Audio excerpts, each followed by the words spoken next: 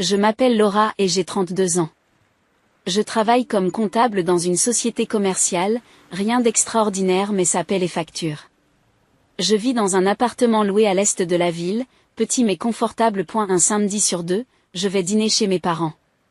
C'est devenu une routine que je n'arrive pas à rompre, même si la moitié du temps, je préférerais rester à la maison et regarder Netflix. Mais la famille, c'est la famille, n'est-ce pas, c'est ce que dit toujours ma mère. Ce samedi-là a commencé comme tous les autres.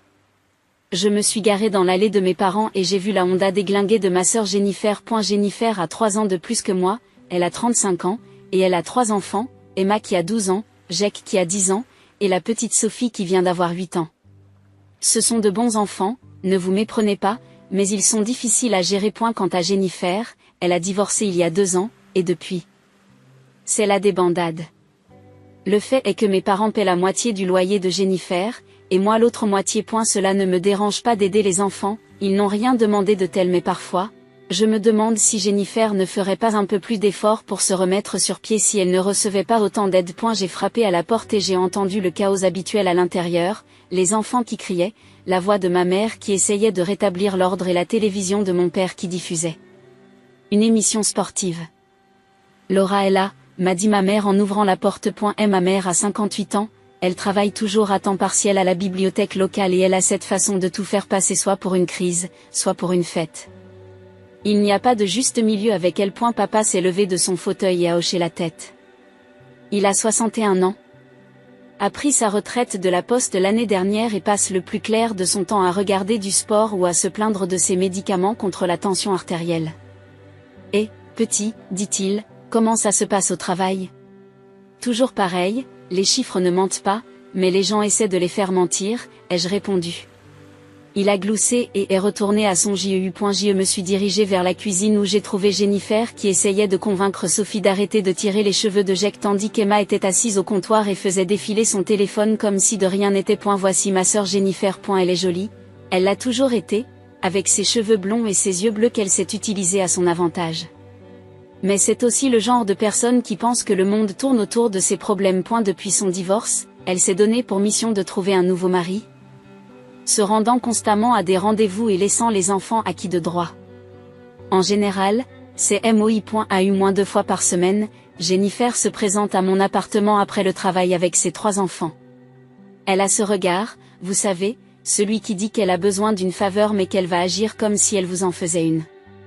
Et Laura, dira-t-elle, je sais que c'est à la dernière minute, mais j'ai un rendez-vous ce soir et j'ai vraiment besoin de quelqu'un pour garder les enfants.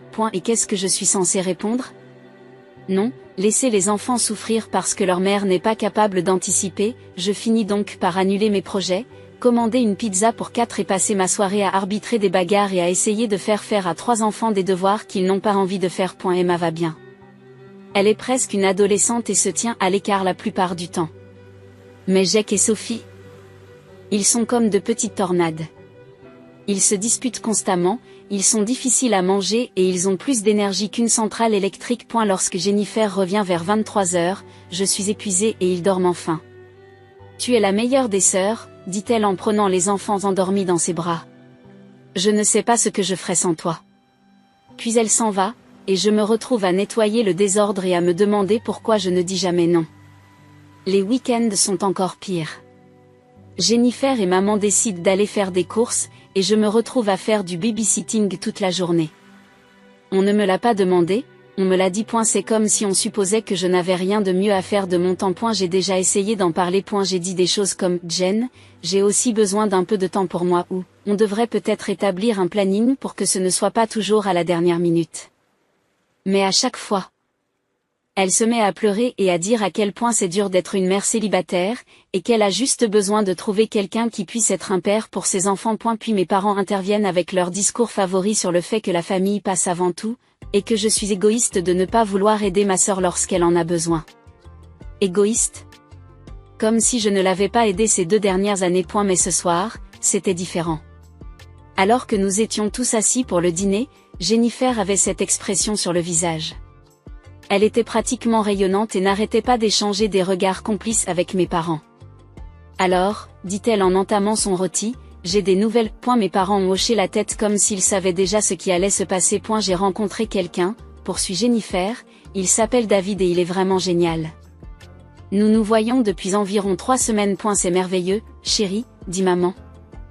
Rayonnante. Le problème, poursuit Jennifer, c'est que je pense vraiment que ça pourrait être quelque chose de sérieux. Il est différent des autres garçons que j'ai fréquentés. Il est stable, il a un bon travail et il cherche quelque chose de vrai. J'ai attendu que l'autre chaussure tombe, il y a toujours une autre chaussure avec Jennifer. Et la seule chose, dit-elle en jetant un coup d'œil aux enfants qui salissaient leur nourriture, c'est que je ne lui ai pas encore parlé d'Emma, de Jake et de Sophie. Je veux m'assurer que nous sommes solides avant de les impliquer. J'aurais dû le voir venir. Jennifer ne partage jamais de bonnes nouvelles, il y a toujours un piège, toujours quelque chose dont elle a besoin. Alors, Jennifer a continué, ignorant complètement le fait que Sophie jetait des petits pois à Jake à travers la table. David m'a demandé de partir avec lui ce week-end. Il y a une très belle station de montagne à environ 2 heures d'ici. Et il nous a trouvé une cabane. Et ma fourchette s'est figée à mi-chemin de ma bouche. C'est parti. Le problème, dit Jennifer en me regardant droit dans les yeux, c'est que j'ai besoin de quelqu'un pour garder les enfants. Juste pour le week-end, du samedi matin au dimanche soir. J'y pose ma fourchette, ce week-end ? Jennifer, je ne peux pas, c'est l'anniversaire de ma meilleure amie samedi soir. J'ai déjà répondu à toutes les questions. Et la table est devenue silencieuse, même les enfants ont arrêté leur manigance et ont levé les yeux. Avant que Jennifer ne puisse répondre, maman est intervenue. Laura, chérie, ta sœur est plus importante que la fête d'anniversaire d'une amie. Une amie, j'ai senti ma voix s'élever. Amie est ma meilleure amie depuis l'université. Et j'en ai assez d'être la babysitter par défaut chaque fois que Jennifer a un rendez-vous. Les yeux de Jennifer devenaient larmoyants, je n'arrive pas à croire que tu sois comme ça. Je suis réaliste. Je les garde déjà 2 fois par semaine. Je paie la moitié de ton loyer. Quand est-ce que j'aurai une vie ? Tu es égoïste, dit maman d'un ton tranchant. Jennifer a besoin d'établir sa vie personnelle. Alors peut-être qu'elle devrait parler des enfants à David au lieu de mentir. Le visage de Jennifer est devenu blanc, puis rouge. Elle a attrapé son sac à main et les sacs à dos des enfants, les traînant pratiquement jusqu'à la porte. Sophie pleurait maintenant, ne comprenant pas pourquoi tout le monde était bouleversé. J'ai entendu la porte de la voiture claquer et le moteur démarrer. La maison est devenue silencieuse, à l'exception du tic-tac de l'horloge du grand-père dans le couloir. Puis elle s'est mise en marche. « Es-tu heureux maintenant ?» me demande maman, la voix froide. C'est une mère célibataire qui traverse une période difficile. Elle mérite de trouver quelqu'un qui puisse être un père pour ses enfants. Et moi, je mérite d'avoir ma propre vie. Tu es égoïste, Laura. La famille passe avant tout. Très bien, tu te soucies tellement de la vie amoureuse de Jennifer que tu gardes Emma, Jake et Sophie pour le week-end. Je ne peux pas faire ça, dit maman immédiatement. Mon dos m'a fait souffrir toute la semaine. Je l'ai jeté en déplaçant cette étagère. Et j'ai des problèmes de tension artérielle, ajoute papa. Le médecin dit que je dois éviter le stress. 3 enfants pendant tout un week-end ? C'est trop. Ils ont continué pendant 20 minutes. Ils m'ont assailli de reproches et d'accusations. J'étais égoïste. J'étais ingrate. Je ne comprenais pas ce que signifiait une vraie responsabilité. Jennifer avait tout sacrifié pour ses enfants. Le moins que je puisse faire est de l'aider à trouver le bonheur. Lorsqu'ils ont eu terminé, j'ai eu l'impression d'avoir été renversée par un camion. C'étaient mes parents. Ceux qui étaient censés m'aimer inconditionnellement. Ils me traitaient comme si j'étais une sorte de monstre parce que je voulais aller à l'anniversaire de mon ami. D'accord, ai-je finalement dit, je les surveillerai. Oh, chérie, c'est merveilleux, je savais que tu changerais d'avis. Tu es une si bonne sœur. Je suis rentrée chez moi, hébétée. La première chose que j'ai faite a été d'appeler Amy. Et, ma fille, quoi de neuf ? Je ne peux pas venir demain soir, c'est une urgence familiale. Oh non, tout va bien ? Oui, ça ira. Je suis désolée, je sais à quel point tu t'es investie dans l'organisation de cette soirée. Ne t'inquiète pas, il y aura d'autres anniversaires. Mais en raccrochant, je me suis demandé s'il y aurait d'autres amitiés. Le samedi matin est arrivé trop tôt. À 9 heures précises, Jennifer s'est présentée à ma porte avec 3 sacs de voyage et un grand sourire. Tu me sauves la vie, dit-elle en sautillant presque. J'ai mis assez de vêtements pour 2 jours et leur goûter dans le sac d'Emma. Oh, et Jack a besoin de son inhalateur s'il s'énerve trop. Le week-end fut un cauchemar. Jack et Sophie se disputaient constamment. Emma était de mauvaise humeur et n'arrêtait pas de demander quand sa mère allait revenir. Il n'aimait rien de ce que je cuisinais. Ils se plaignaient de s'ennuyer. Ils ont mis mon salon en désordre avec leurs jouets et leurs jeux. Dimanche après-midi, alors que j'étais dans la cuisine en train de préparer des sandwichs, j'ai entendu un fracas venant du salon. J'ai couru pour trouver l'écran de ma télévision fissuré et Jack debout, une télécommande à la main. Je n'ai pas fait exprès, a-t-il dit en commençant à pleurer. Sophie m'a poussé et je l'ai jeté. Je ne l'ai pas fait, lui a répondu Sophie. Ma télévision toute neuve. Celle que j'avais économisée pendant des mois pour l'acheter. Détruite. J'ai passé le reste de la journée à essayer de trouver un moyen de la faire réparer tout en empêchant les enfants de détruire quoi que ce soit d'autre. Dimanche soir, Jennifer est finalement arrivée vers 20h. Elle avait l'air détendue et heureuse, comme si elle avait passé le meilleur week-end de sa vie. Comment ça s'est passé ? Demanda-t-elle en jetant à peine un coup d'œil aux enfants qui étaient déjà en train de mettre leurs chaussures.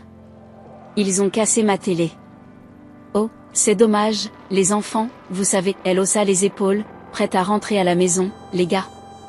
C'est tout, pas d'excuses, pas de proposition d'aide pour payer les réparations, pas de remerciements pour avoir sacrifié mon week-end. Elle les a emballés et est partie. Et je suis restée seule dans mon appartement avec une télévision cassée et l'odeur du jus de fruits renversé dans ma moquette. Quelques semaines ont passé. J'ai fait réparer la télévision, ce qui m'a coûté $300. J'ai rattrapé le travail que j'avais manqué en m'occupant des enfants tout le week-end. J'ai essayé de revenir à la normale. Puis j'ai rencontré Sarah à l'épicerie.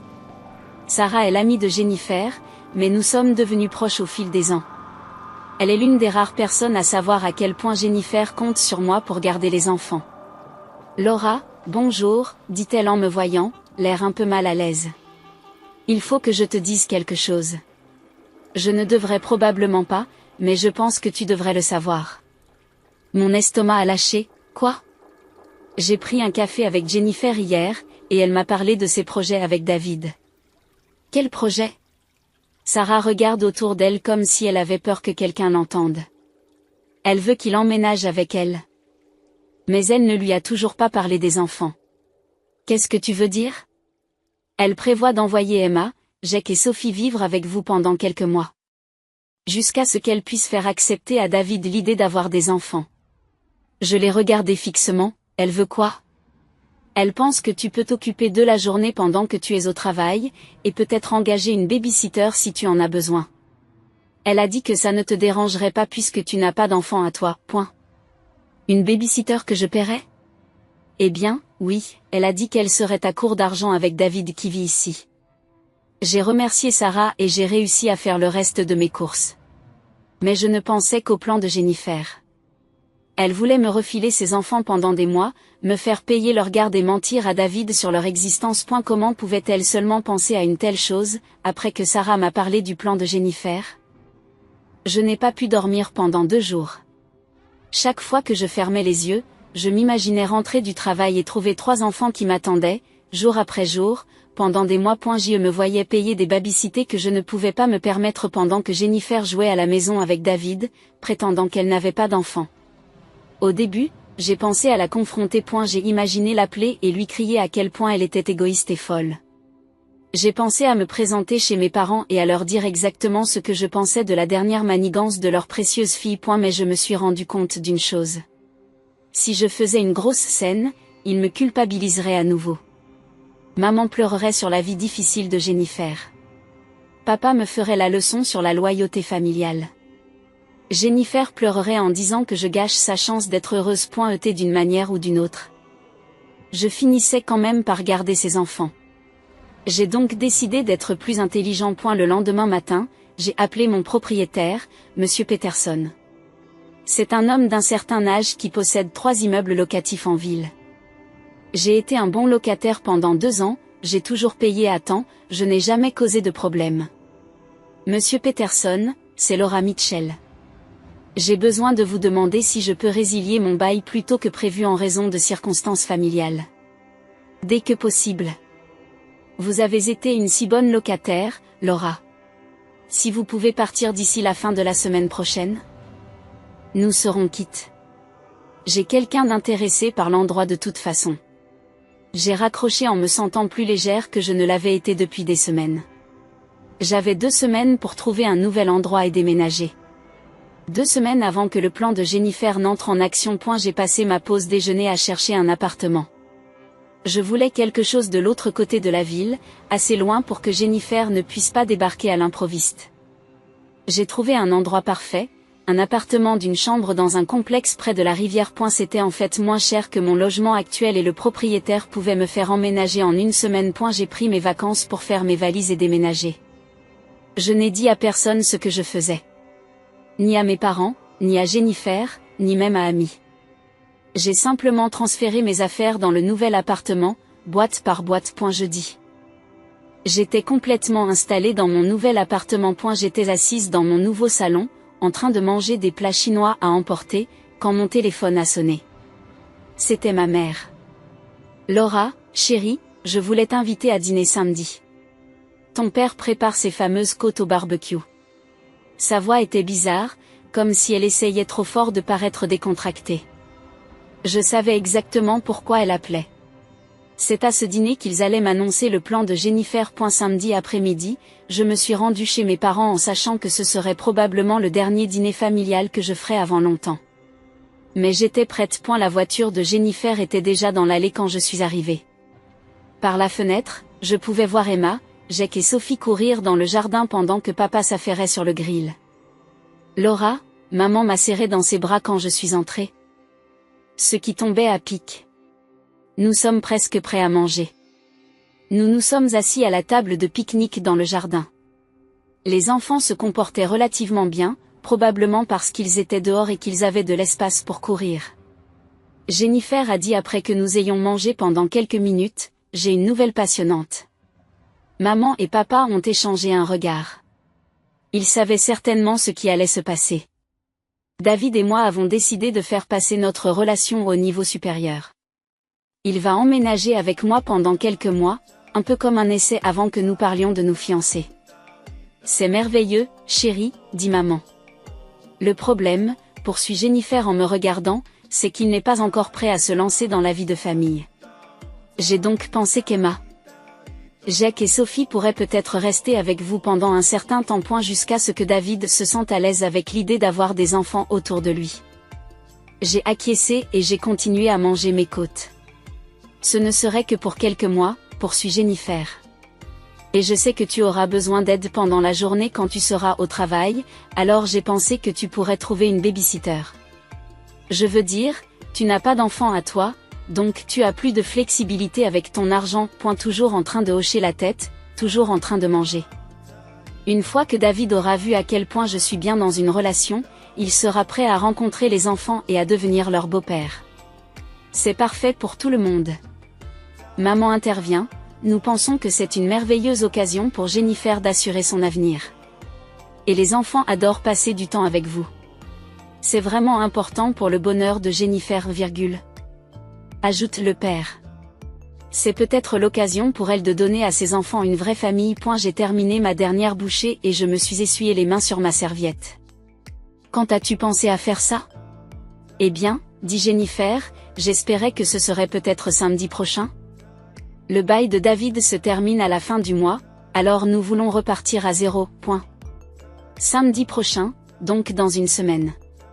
Exactement, je sais que c'est à court terme, mais tu es si bonne avec les enfants et tu n'as pas vraiment d'autre chose à faire. J'ai souri, ça me va très bien. Le visage de Jennifer s'est illuminé, vraiment? Oh mon Dieu, Laura, merci beaucoup. Cela va tout changer pour nous. Les enfants vont adorer vivre avec leur tante. Et David va tomber amoureux de moi sans aucune distraction.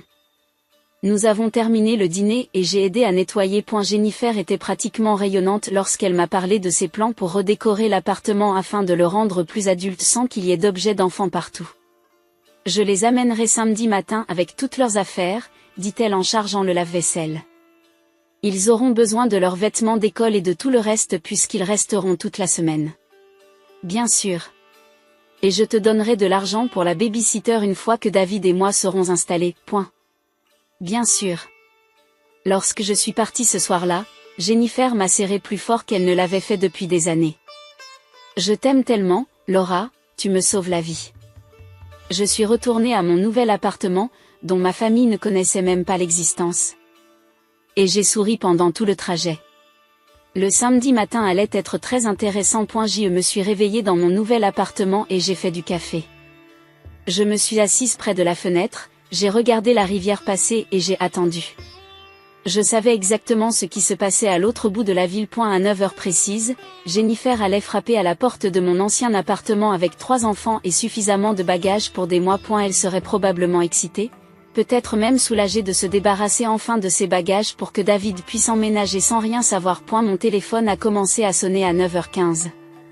Le nom de Jennifer s'est affiché sur l'écran. Je l'ai laissé tomber sur la messagerie vocale. Il a de nouveau sonné à 9h20, puis à 9h25.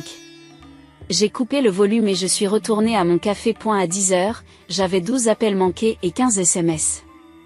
J'ai fini par les ouvrir. Je les ai finalement ouverts. Où es-tu? Laura. Nous sommes à ton appartement mais personne ne répond. Pourquoi y a-t-il un numéro de téléphone collé sur ta porte? Nous avons appelé le numéro et c'est votre propriétaire. Il dit que vous avez déménagé. Qu'est-ce qui se passe? Ce n'est pas drôle, David est censé emménager aujourd'hui. Puis mes parents ont commencé à appeler. Le nom de ma mère s'est affiché sur mon écran à plusieurs reprises. Papa m'a envoyé un texto, appelle-nous immédiatement, ta sœur a besoin de toi. À 11h, Jennifer a envoyé un long message. Je ne comprends pas ce qui se passe. Ton propriétaire dit que tu as déménagé la semaine dernière. Où es-tu? David vient avec ses affaires cet après-midi. Les enfants sont effrayés et désorientés, rappelle-moi s'il te plaît. J'ai mis mon téléphone en mode silencieux et je suis allée me promener le long de la rivière. Lorsque je suis revenue 1 heure plus tard, j'avais 23 appels manqués. Les textos devenaient de plus en plus désespérés. Laura, s'il te plaît. Je t'en supplie. Je ne sais pas quoi faire avec les enfants. David vient d'appeler.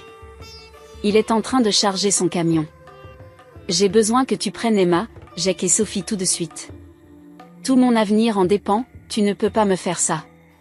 Je me suis préparé un déjeuner et j'ai lu un livre. Mon téléphone n'arrêtait pas de sonner, mais je l'ai ignoré. Vers 16h, j'ai reçu un texto de Jennifer qui se résumait à « Je te déteste ». À 18h, ma cousine Rachel a appelé. Rachel a l'âge de Jennifer, mais elle est beaucoup plus raisonnable. Nous nous sommes toujours bien entendus. Laura, Dieu merci, tu as répondu. Je viens de raccrocher avec ta mère, que s'est-il passé? J'ai tout raconté à Rachel. Sur le babysitting constant, sur le plan de Jennifer de se débarrasser des enfants sur moi pendant des mois, sur le désastre du week-end où ils ont cassé ma télé. Sur la façon dont mes parents ont toujours pris le parti de Jennifer. Rachel est restée silencieuse pendant un long moment. Bon sang, Laura, je ne savais pas que c'était si grave. Personne ne le savait, parce qu'à chaque fois que j'essayais d'en parler, j'étais égoïste. Alors tu as disparu? J'ai déménagé, j'ai un nouvel appartement à l'autre bout de la ville. Ils ne peuvent pas me trouver parce que je ne veux pas qu'on me trouve. Alors, qu'est-ce qui se passe maintenant? Je ne sais pas, mais je ne vais pas redevenir la babysitter gratuite de Jennifer. Tant mieux pour toi, dit Rachel, honnêtement, tant mieux pour toi. 2 semaines plus tard, Rachel a rappelé. Tu ne vas pas le croire. J'ai eu toute l'histoire de ce qui s'est passé avec David. Quand Jennifer n'a pas pu t'amener les enfants, elle était coincée. David est arrivé avec son camion de déménagement, prêt à emménager. Et il y avait 3 enfants dont il n'avait jamais entendu parler. Jennifer a dû lui avouer qu'elle lui avait menti pendant des mois à propos de ses enfants. Et elle était tellement furieux de cette tromperie qu'il a rechargé ses affaires et est parti immédiatement. Je n'étais pas surpris, mais j'étais un peu triste pour les enfants. Ils ne méritaient pas d'être traités comme de sales secrets. Comment le prend-elle? Pas bien, elle a appelé tous les membres de la famille pour essayer de les convaincre de revenir. Mais honnêtement, Laura, les gens commencent à voir clair dans son jeu. Oncle Mike a demandé à maman pourquoi tu devais élever les enfants de Jennifer alors que Jennifer devrait le faire elle-même. Quelques jours plus tard, maman a appelé. J'ai failli ne pas répondre, mais quelque chose m'a poussé à décrocher. Laura, sa voix était froide, il faut qu'on parle. Tu as détruit la vie de ta sœur. David était parfait pour elle. Et maintenant il est parti parce que tu as refusé d'aider ta famille. Maman, Jennifer a détruit sa propre relation en mentant sur le fait d'avoir des enfants. Elle protégeait son avenir. Elle était malhonnête, et elle attendait de moi que je l'aide à mentir. Tu t'exclus toi-même de cette famille avec ton égoïsme. Tu m'as exclu en premier quand tu as décidé que ma vie n'avait pas autant d'importance que celle de Jennifer. Maman est restée silencieuse un moment. Que attends-tu de nous, Laura? Je veux que vous compreniez que je ne suis pas le parent de secours de Jennifer. Je ne suis pas sa baby-sitter gratuite. J'ai ma propre vie. Donc tu n'aideras plus jamais avec les enfants? Je ne serai plus jamais considérée comme acquise. Alors je suppose que nous n'avons plus rien à nous dire. Je suppose que non, a-t-elle raccroché point ce soir-là, j'ai reçu un message de Jennifer. Il était brutal, tu es mort pour moi. Je ne veux plus jamais te revoir. Tu as gâché ma vie et je ne te pardonnerai jamais. Après avoir lu ce message, j'ai fait ce à quoi je pensais depuis des semaines. Je me suis connectée à mon compte bancaire et j'ai annulé le virement automatique pour le loyer de Jennifer. La moitié de l'argent de son loyer avait disparu, comme ça. J'ai fait une capture d'écran de l'annulation et je l'ai envoyée à Jennifer avec un message. Comme je suis mort pour toi de toute façon, je me suis dit que tu ne voudrais pas non plus que je t'aide à payer ton loyer. Puis j'ai bloqué son numéro, celui de ma mère aussi, et celui de mon père. Pour la première fois en 2 ans, mes week-ends m'appartenaient. Je pouvais faire des projets sans m'inquiéter de voir Jennifer débarquer avec 3 enfants. Je pouvais sortir après le travail sans vérifier mon téléphone pour des demandes urgentes de babysitting. Je pouvais vivre ma propre vie. Ami m'a organisé une fête d'anniversaire tardive pour rattraper celle que j'avais manquée. Tu as l'air différent, a-t-elle dit pendant que nous mangions le gâteau, plus heureux. Je me sens différent, comme si je pouvais respirer à nouveau. Cela fait maintenant 3 mois que j'ai disparu de la vie de ma famille. Je ne sais pas quand ni si je leur parlerai à nouveau. Ils me manquent en partie, surtout les enfants. Mais la culpabilisation constante ne me manque pas. Je ne m'ennuie pas d'être traitée comme si mon temps et mon argent ne comptaient pas. Rachel me donne parfois des nouvelles. Jennifer a dû déménager dans un appartement moins cher parce qu'elle ne pouvait plus payer le loyer. Elle sort à nouveau avec quelqu'un. Mais cette fois-ci, elle a dit franchement qu'elle avait des enfants dès le premier rendez-vous. Maman et papa l'aident davantage à garder les enfants maintenant que je ne suis plus disponible. Peut-être qu'un jour nous arrangerons les choses. Peut-être que Jennifer s'excusera d'avoir profité de moi. Peut-être que mes parents comprendront qu'aimer sa famille ne signifie pas sacrifier toute sa vie pour elle. Mais en attendant, j'apprends ce que c'est que de se faire passer en premier. Et ça fait du bien.